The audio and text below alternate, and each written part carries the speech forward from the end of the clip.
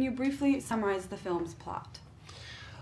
This is a story of a dog who was growing up in this wonderful house in California, but he's kidnapped and he's taken to the Yukon because at that time there was a shortage of labor up there during the gold rush. So animals were being stolen from places like California and they were taken up there to be sled dogs. And that's exactly what happens to Buck. Buck will never go back home. He's going to have to find his own new home out in the Yukon. And so this is your first time directing a live-action film. How different was the experience directing a live-action film from the animated films you have directed in the past?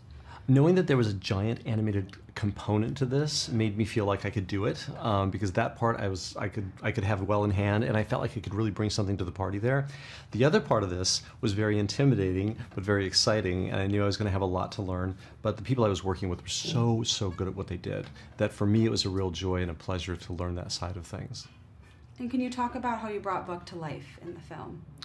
Yeah, you know, because Buck in this film is an animated character, we really had an opportunity to develop him as a character. So having a trained animal there, he would have a series of things that he would learn to do. But with Buck, we could really make him be a guy who changes from beginning to the end of the film. Even physically, he changes. And so that was really, for me, really exciting to work on.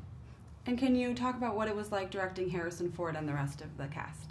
You know, fascinating. First of all, I was very intimidated, but Harrison made it really fun and easy. And for me, it was really interesting because the John Thornton from the book and the John Thornton in our film are the same person, but a little bit different, because one of the things that Harrison wanted to flesh out was Thornton's backstory.